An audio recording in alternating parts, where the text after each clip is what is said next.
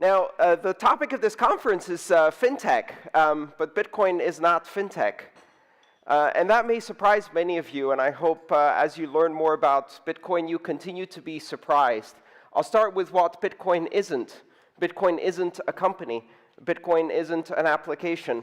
Bitcoin isn't fintech. Bitcoin isn't banking. Bitcoin is a protocol. It's an internet system. And it doesn't belong to any company. It doesn't belong to any organization, just like the internet doesn't belong to any company or any organization. It is a system that allows us to use trust on a global basis to conduct transactions and commerce and finance and many other trusted applications. Bitcoin isn't what you expect.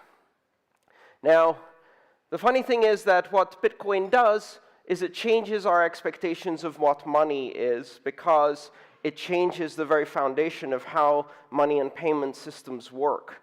This isn't just a little thing that will affect a few companies. This is a very big thing. It's as big as the internet, and perhaps in some ways even bigger. And it's not just going to affect finance. It's also going to affect politics and governance. It's going to affect societies as a whole. I'm a technical person, and I'm interested in how Bitcoin works, and after 5 years, I'm still discovering new things about how Bitcoin works and understanding it in even greater depth. So let me start first with something that happened 2 weeks ago. 2 weeks ago, President Barack Obama stood up on the stage of South by Southwest and talked about surveillance, and he said, if we can't unlock the phones, that's as if every person is carrying a Swiss bank account in their pocket. This was supposed to be a way to provide this view of a terrifying future where everyone has privacy. Now, I'm sure some people in this room think it might not be such a bad idea for everybody to have a Swiss bank account in their pocket. But you see, the thing is, our president was wrong, because it won't be a future in which everyone has a Swiss bank account in their pocket. It is a present in which everyone has a Swiss bank in their pocket, an entire Swiss bank. I have a system in my back pocket that can generate 2 billion account numbers, that can interact and wire money anywhere in the world in seconds, that can be the point of origination for loans and mortgages, for international finance and trade, for an import-export business, for a remittance business. I can build novel financial applications and trading instruments that I can install on my phone. I now have mobile banking not as a customer, but as a banker in my phone. And even if you unlock my phone, my Swiss bank account in a pocket is still secure. So the terrifying future that President Obama sees of privacy is actually part of our present. On January 3rd, 2009, the world changed and few people noticed. We invented a system of money that allows everyone in the world to have the same level of privacy, the same level of security, and more importantly, the same power of financial capability as everybody else in the world, and that will have very important implications throughout history. People ask me, will Bitcoin one day become the currency of a country or be adopted by banks? And to ask that question is to miss the point, because Bitcoin is not a national currency. Bitcoin is now the de facto currency of the internet, and we have already seen more than 1,000 other similar currencies. What has been introduced is not just a new system of currency, but a network-centric system of money. The major and important change of Bitcoin is not simply that we can email money across the world, but that we change the organizational structure behind money from hierarchical organizations to a flat, a network-centric model. This is the exact same model that we saw changing central newspaper publishing and central television broadcasting into a flat, a network-centric communication system through the internet that brought us social media. And now we will have social banking one day, a system of banking that is directly from person to person. The major change is the need for intermediates, disintermediation. There will be no need for financial intermediaries. And the very role of financial intermediaries in most transactions is not necessary when you can transact directly. Now, that doesn't mean that people who use Bitcoin won't have intermediaries. It means simply that they don't have to have intermediaries. They can choose to add a third party into their transactions, or they can choose not to. And this is the choice that comes. When you have this new currency that becomes the currency of the internet, it brings with it many implications. On my flight into Zurich, I flew on Swiss Air. And once again, I was in an aircraft that had a flag painted on its tail. And what an anachronism that is. Of course, Swiss Air is now owned by Lufthansa and is no longer a national carrier, but I remember a time when every airline had a flag on its tail, when every airline was a national airline and had exclusive and monopoly access to the skies and the airports of a country. I remember a time when phone companies had flags and belonged exclusively to countries. Those anachronisms are gone. And the idea in the near future, in a few decades, of money that has a flag or a queen on it that belongs exclusively to a single nation will seem like a silly anachronism. It won't go away, of course. There will still be national money, but there will also be many, hundreds, possibly thousands of international monies, monies that have no flag, monies that have no allegiance to any country, and more importantly, monies that are neutral to geopolitics. There is enormous power to a system of money that is neutral to geopolitics, a system of money that depends on mathematical functions, that can be inspected by everyone, that doesn't change its nature according to the latest alliances and hostilities between nations, that remains a stable and neutral backdrop to all trade globally, a money of the internet, for the internet, and by the internet. And that kind of thing can sound quite terrifying, honestly. And if you're terrified by that, you're probably also a bit worried about how the internet allowed free expression for everyone. But I can tell you, there's a generation of people who are growing up right now who, when they hear the idea of money of the internet, by the internet, and for the internet, think that this is the most natural thing, that this is how it should be. Because the internet has been something that has given them freedom, or as long as they remember. Ironically, by the time the next generation reaches the age of 16 and acquires finally the right to open a bank account, they may have already been using digital network-centric currencies like Bitcoin for a decade. Because 6-year-olds can open a Bitcoin account, 2-year-olds can open a Bitcoin account, because you don't open an account, you just download an app.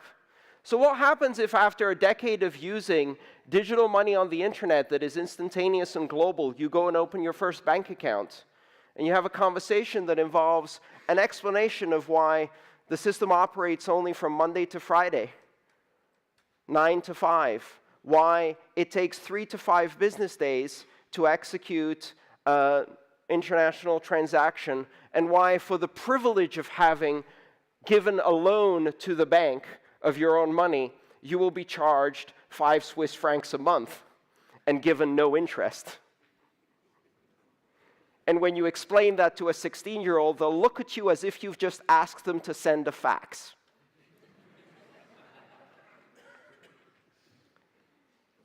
The world has changed. But this is not something to be afraid of. This is a tremendous opportunity.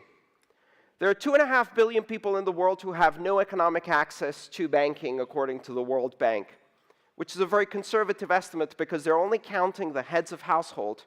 And they're only counting the circumstances in which no banking is available whatsoever, those who are based entirely in cash-based societies with zero access to banking. That's a very conservative estimate. I look at it from a different perspective. I belong to the privileged elite. I can open a brokerage account within 24 hours online, and tomorrow morning I can be trading in yen on the Tokyo Stock Exchange. I can wire money anywhere in the world in any currency I want. I have the full capability of international, liquid, multi-currency banking with no controls. And how many people have that? Maybe 1.5 billion. And then there's the other 6 billion. Many of them completely unbanked, most of them underbanked. And the possibility of giving them economic inclusion is now within our reach from a technological perspective. But what we lack is the political capability to do that. And one of the reasons we lack the political capability to do that is because we have decided that it is important to live in a world where every financial transaction, from anywhere to anywhere, both sides are fully identified. We have created a system where individuals have no privacy, where every financial transaction is subject to total surveillance, where you have to identify yourself in order to transact. And this has never existed in history before. The fundamental advantage of cash in societies is the fact that you don't need to do a credit check when you exchange cash. If you give me 10 Swiss francs, the money itself is the bearer of value. It is completely independent of your ability to have credit or your identity. I do not care, nor do I want to know who you are. I can simply transact. And that is a very fundamental thing that allows everyone to participate in the cash economy. We are trying to change that into a system where every endpoint is controlled and identity is part of every financial transaction. That is not a good future. That is a future that worsens economic access and economic equality. That is a future in which we no longer just cut off people because they don't have sufficient documentation. We now cut off entire countries.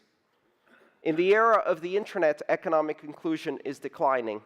And Bitcoin brings a new model, a model of digital cash, where identity is irrelevant, where identity is unnecessary, where privacy is the default. And in that model, security lies in the network-centric money. The instrument itself bears value, and that value is unassailable and unforgeable. So it doesn't require identity. And with that, we break down the biggest barrier to economic inclusion.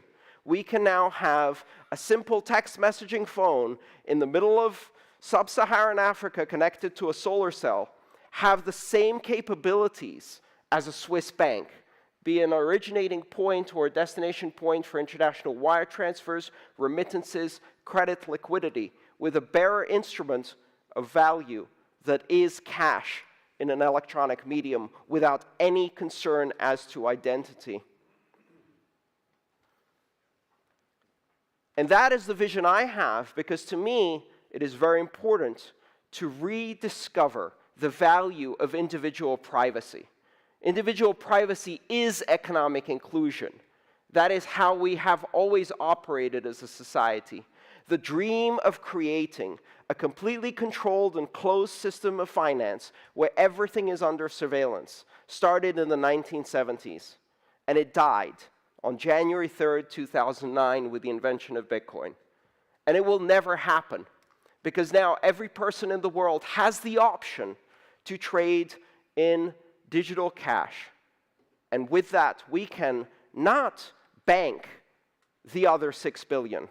We can debank all of us, because banking is now an app.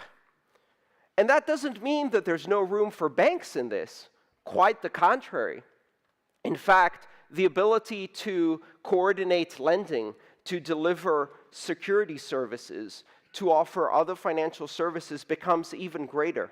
The opportunity now is to encompass the other 6 billion into this new world of application-based banking, and to create a world in which borders are meaningless, just like they are on the internet. This will require some very brave bankers, because you will have to go against an edifice of borders that has been built over the last 50 to 70 years, that has segmented the world into isolated islands of finance that cannot connect to each other. But the promise at the end of this is billions of new customers and billions of new people who have access to a global financial system. The era of currencies with flags is as obsolete as the era of airlines with flags. And we must not fear this. We must welcome the fact that this has now happened. It cannot be turned back. It cannot be stopped.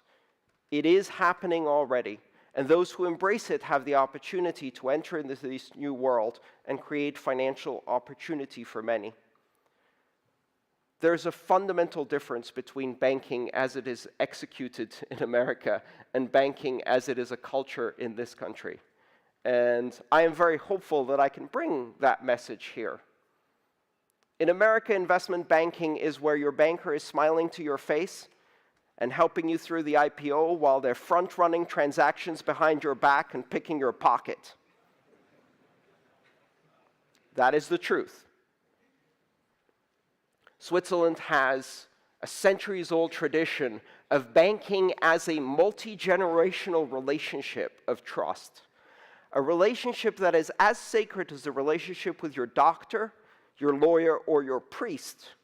It is a relationship that aims to give individual power, wealth, control, and privacy to every customer. And if you really believe in that culture and you really feel the ethos of banking as that power of service to your customers, then you can see perhaps that Bitcoin is simply a new means of delivering that relationship.